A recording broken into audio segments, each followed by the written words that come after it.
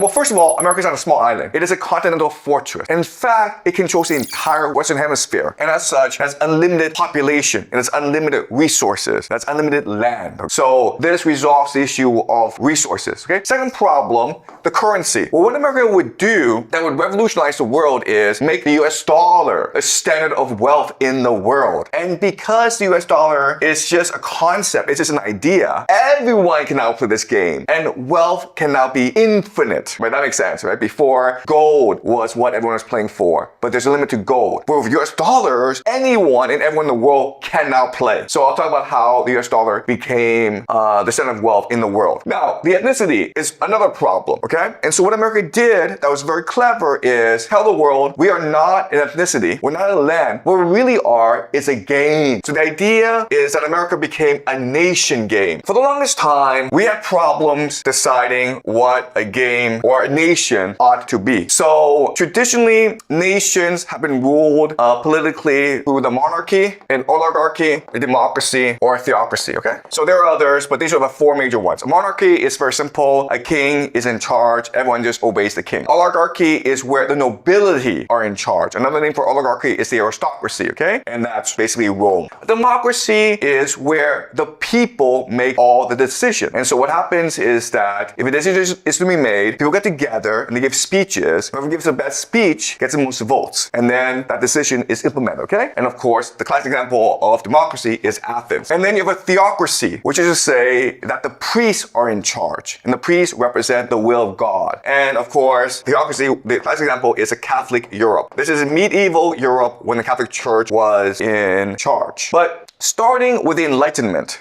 when God was no longer considered that important, philosophers debated amongst themselves what a nation ought to be, what society ought to be. So let's discuss the major theories of this time period. The first idea is if God doesn't really matter, okay? If it's up to humans to decide how to structure societies, how can you best do so? And at this time, the most popular idea is social contract theory.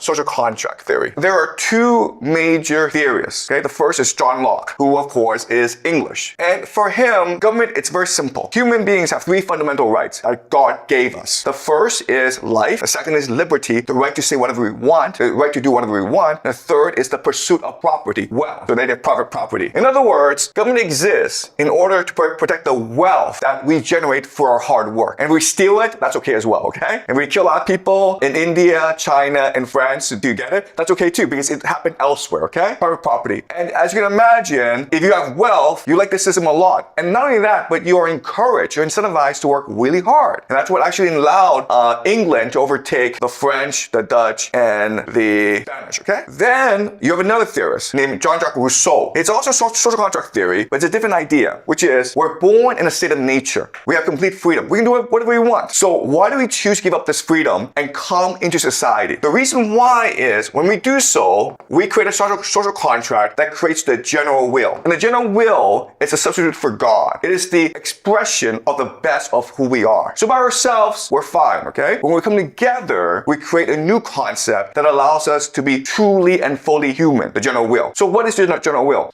Think of Immanuel Kant, who is a German philosopher, and he explained that the very basis of humanity, what we should all try to achieve, is something called the categorical imperative. The categorical imperative is the highest moral law, right? It's really God's law. And there are three components to the categorical imperative, okay? The first is the idea of universality. Universality just means that, imagine this, whatever you do, everyone else around you will automatically do. So if you want to go drink alcohol, everyone's gonna drink alcohol. Do you want to live in a society of alcoholics, okay? If you cheat on a test, everyone immediately is gonna cheat as well. Do you want to live in a society of cheaters? If you read books, everyone else is gonna read books. So imagine that whatever you do will be replicated by everyone else immediately, okay? That's the idea of universality. Second is the idea of free will. I know that eating ice cream is bad. I know that eating protein, chicken, is good, okay? But I cannot be forced to eat chicken even though it's better for me. I have to choose to eat chicken by myself. If I want to eat ice cream, I can do that, okay? So we cannot coerce people to do what they do not want to do. And number three is human is the end unto itself, okay? And the idea here is that you cannot use humans, a human being, being to achieve a higher purpose, because humans are the ultimate purpose. So I can't be like a king and says, you know what, I'm gonna start a war to make a lot of money for everyone, and I'll sacrifice 50% of my people, but the other 50% who live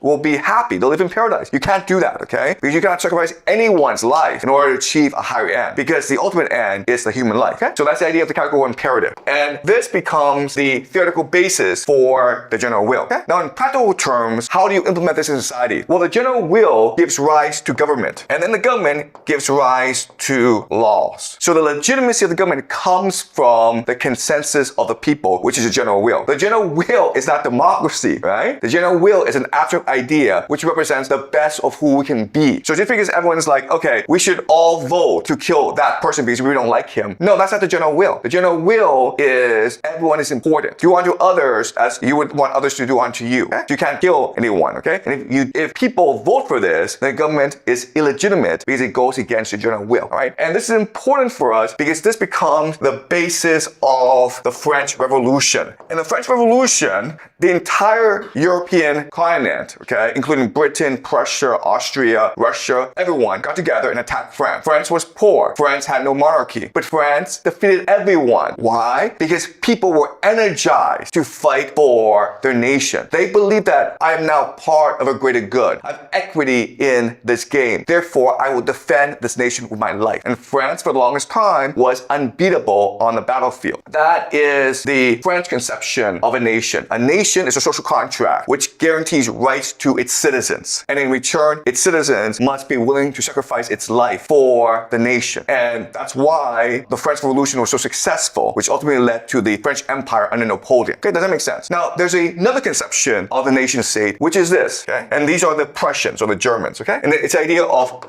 iron and blood. So a nation is not something that you choose to get into, okay? It's not something that you sign a contract with. A nation is in your blood. A nation is language, heritage, land. And you prove that you are worthy by sacrificing yourself in battle. In 1870, in the Franco-Prussian War between Prussia and France, these two concepts of the nation state came into battle, okay? The French was a social contract. You fight for us because you agree to be a citizen of this nation, which guarantees you certain rights. Prussia is like, no, you fight because it is your duty to fight, because it is in your blood, it is in your language, it is in your culture, it is in your family. And then when these two cultures clashed, it was the Prussians who won. That created, of course, Germany. Okay? So in 1870, the modern nation of Germany was founded by the Prussians when it defeated France in the Franco-Prussian War. Right? So now we go to America. And America has a different conception of the nation state. So at this time in history, first of all, America, it's a very small place, 13 colonies. And the continent is controlled by these indigenous people. The French are there, the Spanish are there, okay? But the Americans are very, very ambitious. And they are expanding really, really fast. And Britain, the home country, actually becomes afraid of America. Because at this time, about the 1700s, America has more people, it's wealthier. It's welcoming people from all around Europe. And so Britain tries to limit the expansion of America, okay? It tries to say, you can't cross this certain line, the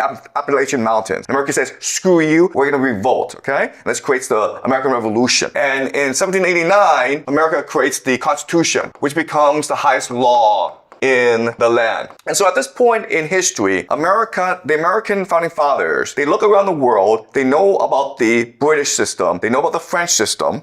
They're trying to grow the country as fast as possible. They have to fight the Spanish, the French, the British, and the indigenous people in their land. They're trying to welcome as many people as possible, okay? So they decide that the nation will become a game where the citizen is a player, and the citizen is trying to maximize his wealth. And through this process of maximizing his wealth, trying to get as much wealth as possible, he will be energetic. He will work hard. And this energy will contribute to the overall wealth of the nation, which will allow America to grow very, very fast, okay? That's a plan. So for this to work, they have to construct a game that has three major characteristics. The first is that it has to be open, meaning anyone can come and play. But that just means also limiting the history and the ethnicity of the place, okay? So the concept that America creates is the idea idea of melting pot. We welcome anyone who comes to America, regardless of your race, regardless of your history, regardless of your wealth, as long as you're willing to assimilate into America, into the melting pot, okay? That's the first idea. Second idea is fairness. And the third is clarity. So in other words, people are willing to play a game and work really hard to win this game if, first of all, they can play this game, they're allowed to play this game, they're not discriminated against. Also, if the rules are really clear, okay? You understand what the rules are. In America, the rules are very simple. You go to America, you follow the law, you work really hard, you get rich, okay? Really simple. It's called the American dream, right? And the third thing, of course, is that the game is fair, meaning the only criterion to generate wealth is how hard you work, how much talent you have, how much merit you have, right? The idea of merit. And look, this is true. When you go to America, you will discover this. If you work really hard, if you're really talented, if you're really smart, they will respect that, okay? I've been to a lot of countries, and I can tell you that in America, this is true. But it's not true in Canada. I grew up in Canada, and they don't really care if you're ambitious. They really don't care if you're smart. They don't care if you work hard. They don't care. They expect you to follow the rules and conform, okay? That's Canada. And I would say that the idea of merit is only true for two places. America is the most obvious example, okay? I've been to meetings where at first Americans are like, this guy's Chinese, he doesn't speak any English, he's not that smart, okay? So there's discrimination going on. But the moment I speak, the moment I try to make my case, they are won over by my logic, okay? By my argument,